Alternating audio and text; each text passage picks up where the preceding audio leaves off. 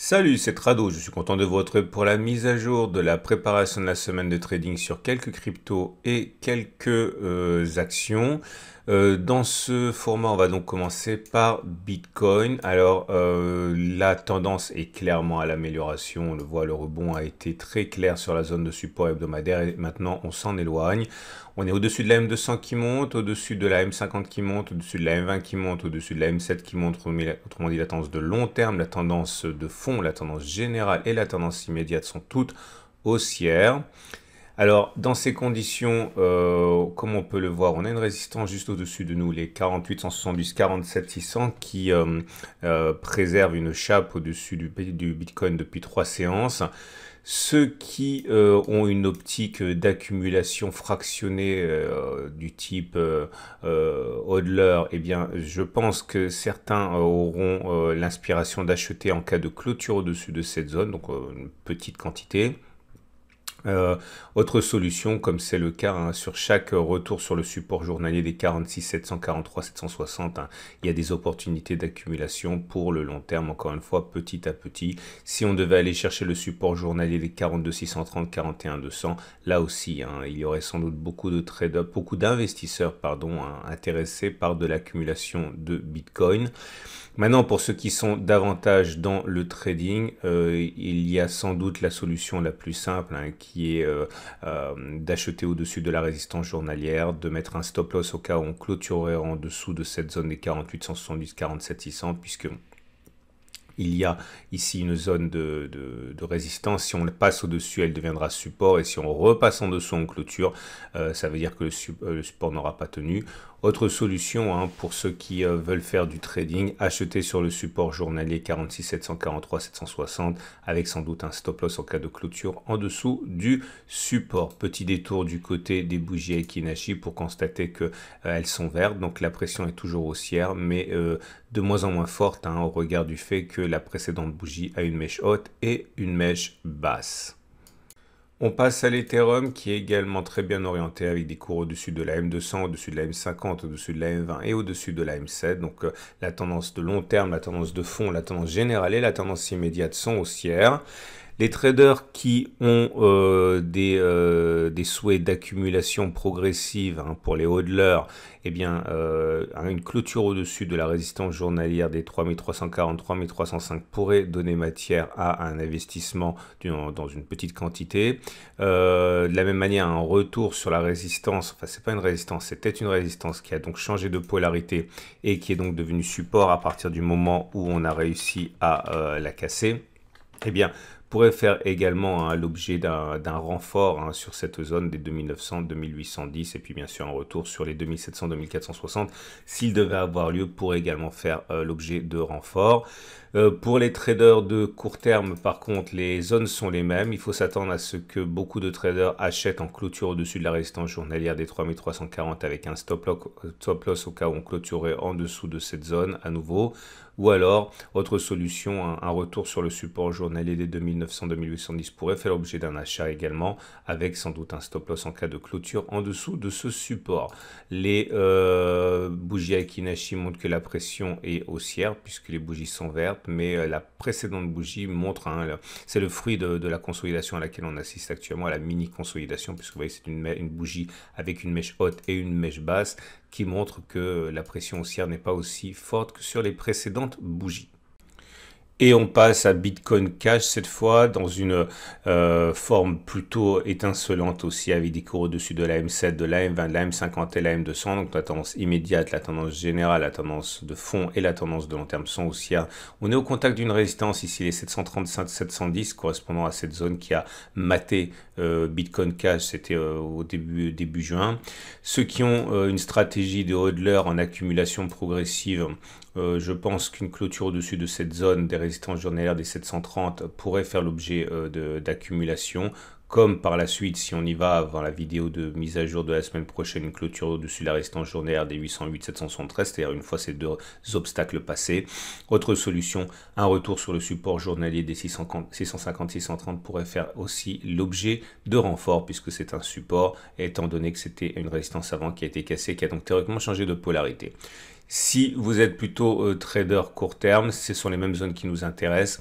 Beaucoup de traders feront le choix d'acheter en cas de retour sur le support journalier 650-630 avec un stop loss en cas de clôture en dessous de cette zone, comme un achat au-dessus de la résistance journalière des 730-710 avec un stop loss en cas de retour et de clôture en dessous de cette même zone. Attention, il n'y a pas beaucoup à gagner entre cette résistance et les premières difficultés qui risquent d'apparaître sur les 808-773.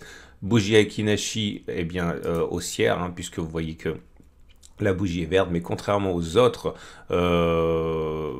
cryptos qu'on vient de voir, c'est très haussier puisque les bougies vertes n'ont pas de mèche basse pour l'instant. Et comme on peut le voir pour Litecoin, la situation est également positive. On vient de s'affranchir de la zone 175-180 qui était une résistance qui a été clôturée, au-dessus de laquelle on a clôturé, donc qui a changé de polarité en devenant support. C'est très clair sur les rebonds auxquels on a assisté sur la séance de dimanche et de samedi. Les tendances données par la M7, la M20, la M50 sont haussières, autrement dit la tendance immédiate, la tendance générale, la tendance de fond sont haussières. Mais on est en dessous de la M200, donc la tendance de long terme n'est pas encore haussière.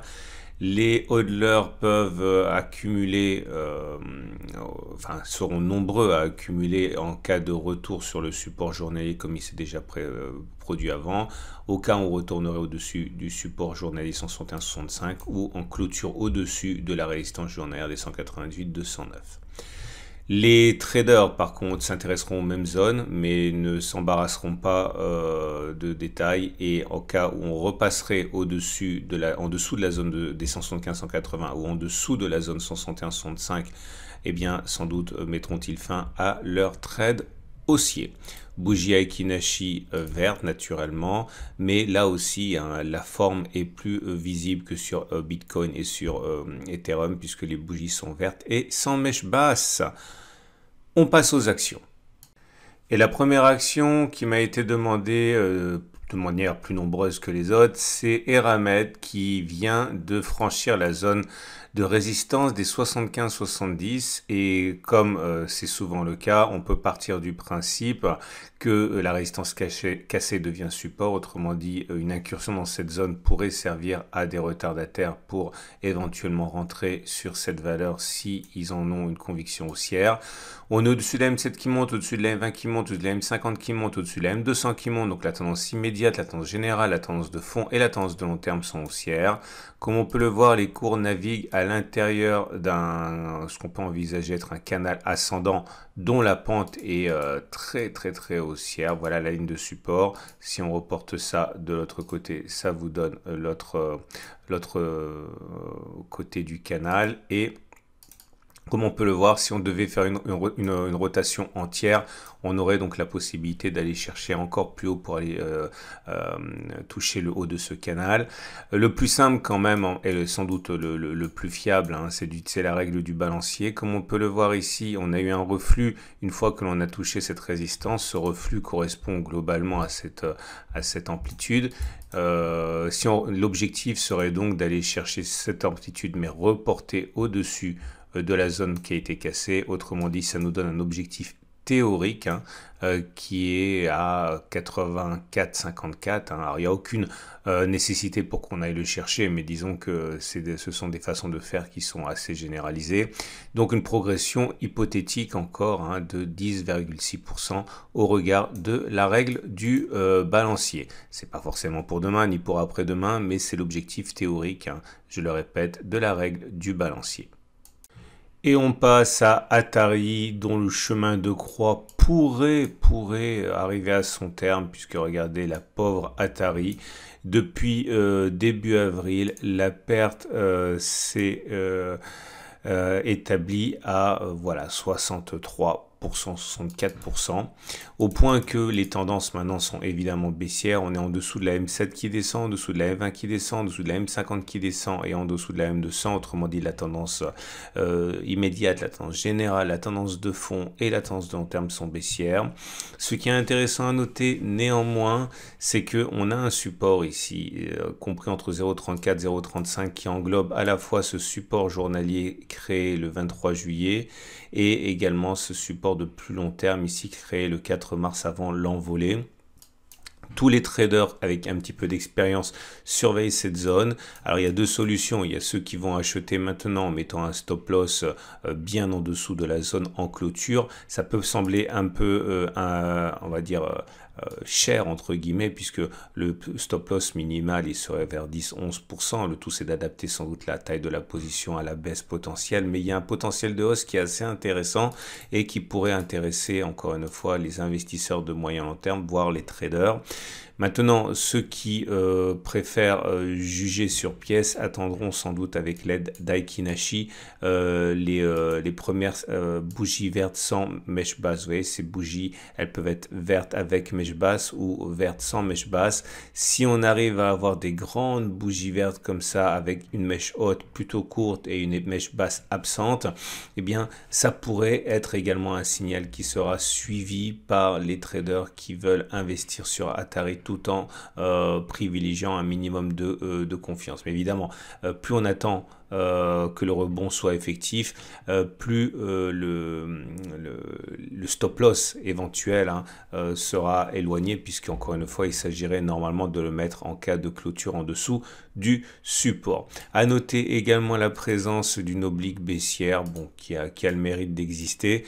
Ça nous donnera une idée quand même de la qualité du rebond lorsque l'on sera passé au-dessus de cette zone. Vous voyez, elle s'est imposée de nombreuses fois au cours d'Atari, et encore une fois clôturer au-dessus pourrait être un signal que le rebond est effectif. En tout cas, c'est une zone qui est à surveiller. Et on termine avec Société Générale qui est sur une très belle lancée. On est au-dessus de la M20 qui monte, au-dessus de la M50 qui monte, au contact de la M7 qui monte. Donc on dira que la tendance de fond est haussière, la tendance générale est haussière. La tendance immédiate est plutôt neutre avec un aplatissement de cette M7. On est capé à la hausse par cette résistance des 27,7, 27,6. On a notre premier support qui est à 27, 26,8. Les objectifs à assigner à Société Générale peuvent être approchés à travers la règle du balancier. Vous voyez, on avait notre précédente résistance qui était là. Si on prend la distance qui a été parcourue en dessous de cette résistance et qu'on reporte cette distance par-delà la résistance qui a maintenant été franchie, ça nous donne un objectif à terme, j'ai bien dit à terme, ni pour demain ni après-demain, de 31 €. Autrement dit, une progression potentielle d'encore 12-13% avant de l'atteindre. Encore une fois, c'est un objectif de moyen terme. Plus proche de nous, on peut utiliser la même règle du balancier, mais utilisée par rapport à la toute dernière résistance qui a été créée. Mais bon, ça donne pas grand-chose. Ça donne cette distance. Vous voyez, la dernière résistance, elle était, on l'a dit, à 27,7, 26.